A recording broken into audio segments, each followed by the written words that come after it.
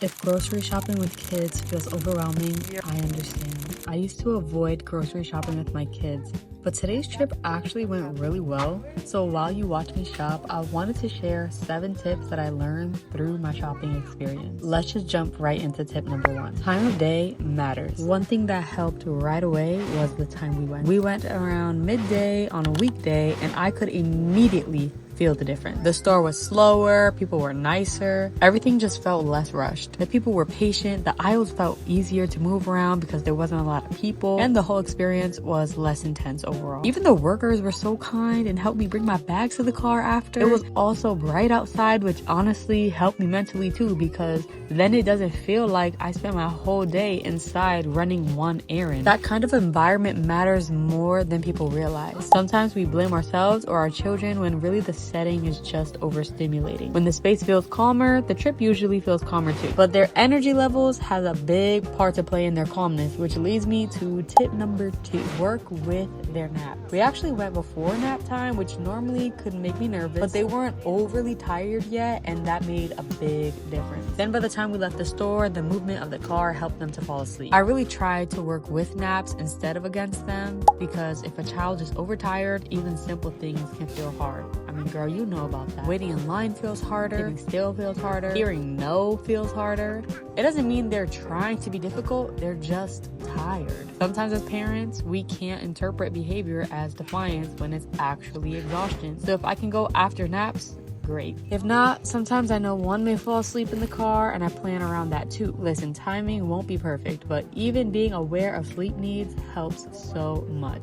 Sometimes it doesn't have to be perfect timing, it just has to be thoughtful timing. But let's just say one of them does fall asleep in the car on the way to the store. Tip number 3 helped me a lot. Baby wearing. I baby wore, which helped because I had more room in the cart and could move easier. But halfway through, my back definitely started hurting a little. I had to adjust him and reposition things, and then everything was fine. Keeping one child close can help them feel secure, which ultimately helps regulate them. And it can also make movement easier when I'm trying to get in and out quickly. But realistically, there's cons too. It could get hot, it could get heavy and uncomfortable if the trip runs too long. And some days I simply just don't feel like carrying extra weight while shopping. So for me, baby wearing is a tool, not a rule. Some days yes, some days no. I feel the same way with this next tip, using a stroller. The stroller can help for similar reasons. Some children do really well with clear boundaries and predictability.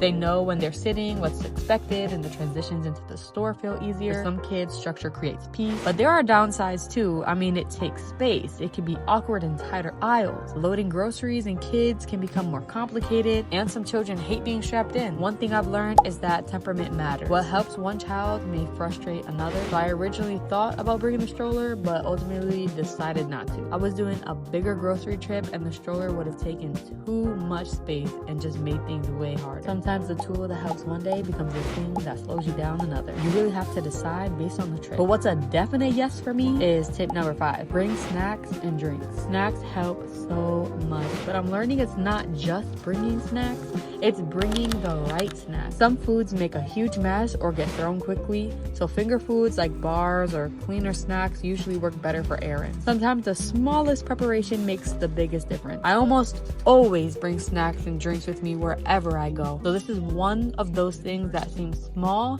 but can completely change the tone of the trip. Hunger affects patience, mood, attention, and frustration tolerance, and honestly, adults are the same way. You know you get hangry. So I don't see snacks as giving in, I just see it as being prepared. I'd rather spend 30 seconds handing over a snack than spending 15 minutes dealing with preventable meltdowns. Preparedness is one of the most practical forms of peace. And another thing that helps is giving them a role. Let them participate. If it fits their age, I like letting them participate in little ways. Maybe holding an item, pointing out bananas, helping place something in the cart, waving hi to the cashier.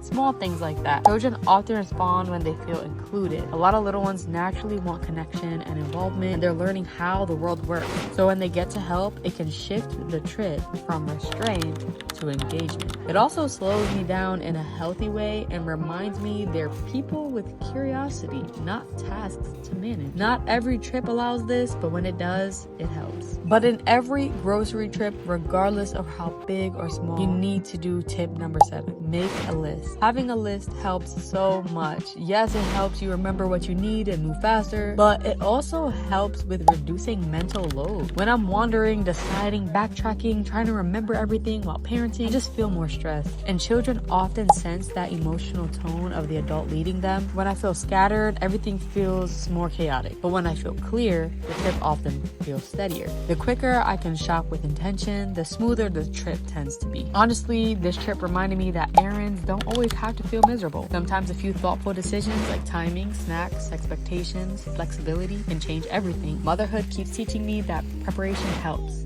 but grace helps too. If you're in this season too, comment what tip you think will help you the most when grocery shopping with littles. And if this helped you, save it for your next trip, share it with another mom friend, and subscribe for more realistic faith, motherhood, and practical life content. Until next time.